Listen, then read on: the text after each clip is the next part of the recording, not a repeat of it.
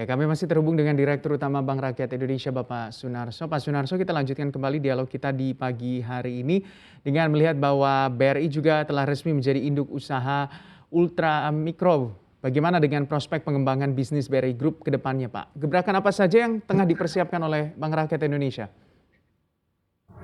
Baik, terima kasih. Jadi kita memang transformasi kita yang pertama kita sebut Revolution 1.0.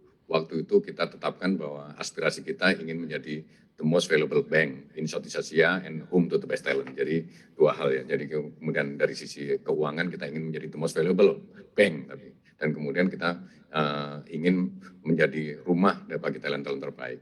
Tapi kemudian kita jalankan sebentar, setahun 2 tahun, dan kemudian kena pandemi. Maka kemudian kami harus merevisi visi kami dan aspirasi kami menjadi lebih luas lagi, menjadi the most valuable banking group in Southeast Asia, dan kita ingin menjadi champion of financial inclusion. Ini saya kira penting. Jadi kita ingin create value tidak hanya BRI sebagai bank only, tetapi melalui induk, melalui holding, melalui anak-anak perusahaan. Gitu. Itu yang paling penting. Dan kemudian maka peranan-peranan anak perusahaan menjadi sangat penting. Dan kemudian kenapa kita ingin menjadi juara di financial inclusion? Karena BRI memang harus kembali ke core-nya bahwa sumber-sumber pertumbuhan BRI itu bukan di korporasi, bukan di wholesale, tetapi memang di retail, terutama di mikro. Maka menguasai mikro adalah dengan cara yang terbaik, yaitu menjadi juara di financial inclusion itu sendiri. Itu jadi dua strateginya, jadi visinya ingin menjadi the most valuable banking group ya penekanannya di Asia Tenggara, dan kita ingin menjadi champion of financial inclusion. Dan kemudian bagaimana pilar-pilar pertumbuhannya, pilar-pilar bisnisnya. Pilar bisnisnya yang utama memang di mikro, dan sekarang kita kembangkan ke ultra mikro. Kemudian di atas itu ada consumer, ya, dan kemudian kita juga mulai mengisi kekosongan di BRI ini adalah mengembangkan SME, Small Medium Enterprises. Sedangkan di wholesale tetap kita ada wholesale, treasury dan global services ada, dan kemudian kemana arahnya? Kalau saya belah dua, di wholesale kita ingin mencari wholesale transaction banking. Tujuannya adalah untuk mencari kasa dari wholesale. Kemudian kalau di retail dan mikro, kita main di dua-duanya. Jadi main di lending, di high yield, dan kemudian juga kita mencari kasa di kasa retail. Bahkan kita ingin mengembangkan micro kasa dari micro payment. Kira-kira clear? Dan kemudian subsidiary kita fungsikan sebagai dua fungsi. Pertama adalah untuk mendiversifikasi income, ya. Yang kedua adalah melakukan spreading risk. Jadi kira-kira strategi globalnya, strategi besarnya BRI ke depan adalah seperti itu. Memperkuat pertumbuhan di mikro, terutama untuk lending maupun untuk sumber funding, terutama sumber dana murah, micro and retail kasa. Sementara di wholesale kita lebih fokus ke hanya wholesale transaction banking untuk mendapatkan wholesale kasa. Lending sangat selektif, dan kemudian anak perusahaan kita jadikan sebagai sumber untuk mendiversifikasi income dan juga melakukan spreading risk supaya risikonya terspread dengan baik. Saya kira itu. Pak Sunarso, usai meraih pendanaan dari Right Issue, apakah ke depan BRI ini terbuka untuk menjajaki aksi korporasi lainnya seperti penerbitan surat utang konvensional atau syariah, seperti misalnya obligasi PUB, Sukuk, MTN, NCD, atau justru ada potensi BRI menjajaki penerbitan surat utang subordinasi? Jadi sekarang kita lihat ya, kebutuhan untuk pendanaan. LDR BRI itu sekarang masih di level menurut saya rendah ya gitu, 84,77% gitu. Itu yang ideal itu menurut saya supaya penggunaan dana masyarakat itu benar-benar di-leverage dengan baik, itu paling tidak sekitar 90%. Jadi masih ada selisih 6% yang kita harus kejar untuk menuju ke titik optimal. Maka rasanya kita bisa katakan bahwa sekarang ini dan lagi pertumbuhan kredit baru 4,95 ya kemarin, dan kita ingin mencapai 6-7% gitu. Sehingga rasanya dana yang ada cukup untuk mengejar pertumbuhan kredit 6-7% dan meningkatkan LDR sampai ke level 90%. Kesimpulannya adalah likuiditas begitu mencukupi, dan kemudian sumber pertumbuhan kredit masih perlu didorong untuk ditingkatkan, sehingga rasanya untuk saat ini belum perlu kita untuk menerbitkan instrumen. Tapi untuk pendanaan dana murah tetap kita dorong saat ini melalui terutama retail transaction banking, menggunakan jaringan BRI, baik jaringan yang yang melekat di BRI maupun yang kita memiliki agen ya, agen briling kita hampir 500.000 dan itu kemudian kita menangkap transaksi-transaksi di retail, di mikro itu untuk dapat kasa dari retail. Namun mengenai corporate action untuk isu instrumen yang untuk mendapat pendanaan, tetap kita nggak lepas, kita kaji kemungkinan-kemungkinannya. Siapa tahu nanti kondisi membaik, kemudian pertumbuhan kredit bisa meningkat lagi, demand terhadap kredit meningkat lagi, maka kita harus sudah siap-siap dengan sumber pendanaan melalui salah satunya adalah menerbitkan instrumen. Begitu. Mhm.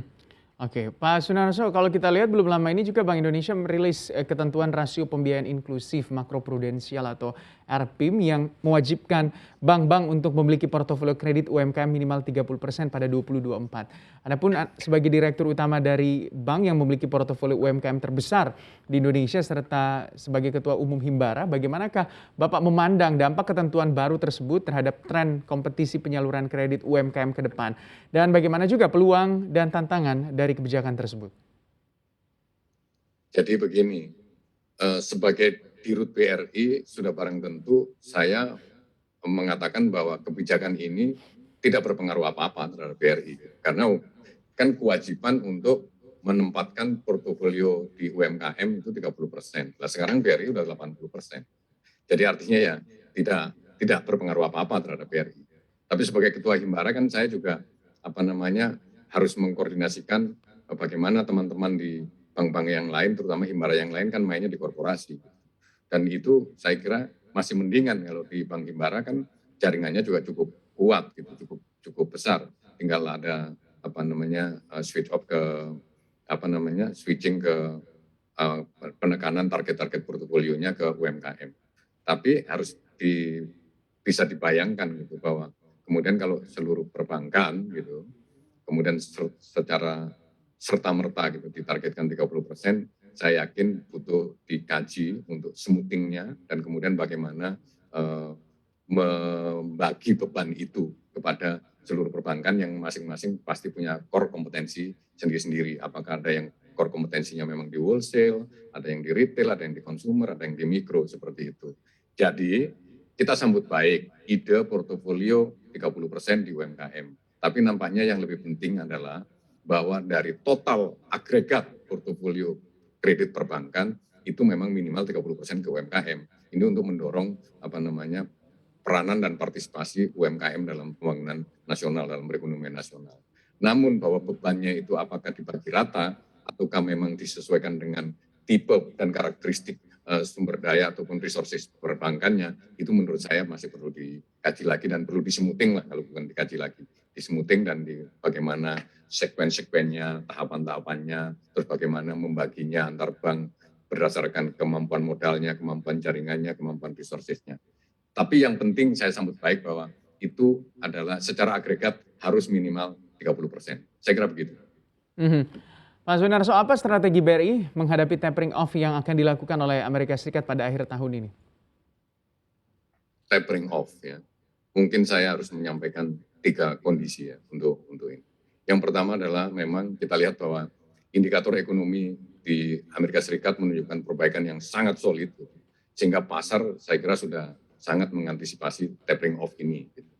Pertama adalah bahwa kalau kita lihat tapering off 2021 ini bukanlah hal yang mengejutkan gitu bagi pasar global. Dan karena apa? Karena memang ya tadi kondisi perekonomian di Amerika memang sudah sedemikian menunjukkan perbaikan yang sangat solid. Dan yang kedua adalah komunikasi dari Gubernur Bank Sentral, Jeremy Powell, sangat jelas dan konsisten di dalam setiap kesempatan untuk memberikan signal yang penting bahwa tapering off itu pasti akan dilakukan. Seperti itu. Sehingga apa kesimpulannya? Dari sisi global sendiri, saya kira mungkin pasar di global market, saya kira tidak ada yang surprise gitu tentang isu tapering off. Bahkan mungkin orang sudah mengantisipasinya dan boleh dikatakan sudah price in gitu terhadap rencana tapering off. Itu yang pertama dari sisi global.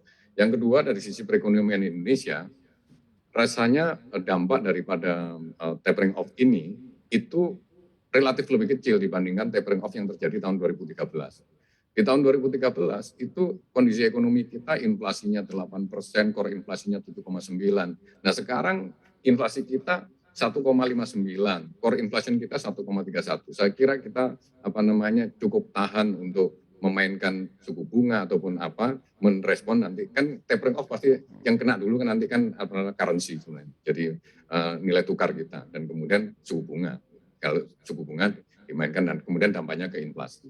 Maka kemudian dari indikator yang sekarang ada, inflasi kita jauh lebih rendah dibandingkan tahun 2013 dan kemudian cadangan devisa. Kan tadi saya ngomong bahwa tentang yang akan pasti kena dulu adalah nilai tukar. Cadangan devisa kita di 2013 itu hanya 99 miliar dolar. Sekarang kita punya cadangan devisa 144 bahkan sampai 150 miliar dolar. Ditambah kemarin ada investor masuk 2 miliar dolar ke BBRI, saya kira juga sudah naik cadangan devisa kita. Maka dari sisi itu kondisi ekonomi kita lebih solid juga menghadapi isu tapering off di 2021 ini dibandingkan tapering off di 2013. Nah yang ketiga adalah tentang BRI. Kalau BRI ya saya katakan tadi kan tapering off kan nanti kenanya ke nilai tukar ya, ke nilai tukar rupiah terhadap dolar, dolar terhadap rupiah. Sedangkan portofolio BRI kan portofolio mikro gitu. Kan nggak ada kur dolar kan nggak ada.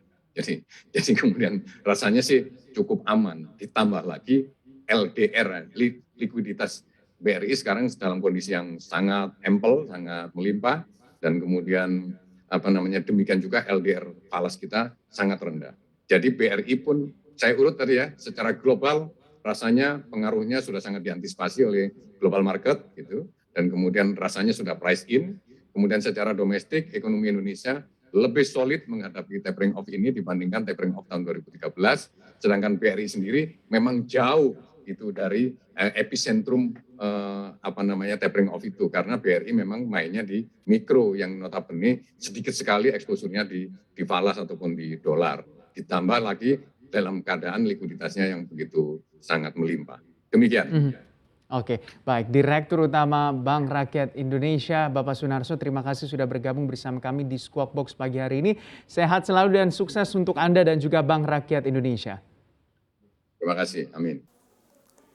Untuk informasi lebih lengkap dan berita terkait, klik link deskripsi. Dan jangan lupa juga untuk download aplikasi CNBC Indonesia yang tersedia di Play Store dan juga App Store. Jangan lupa subscribe ya.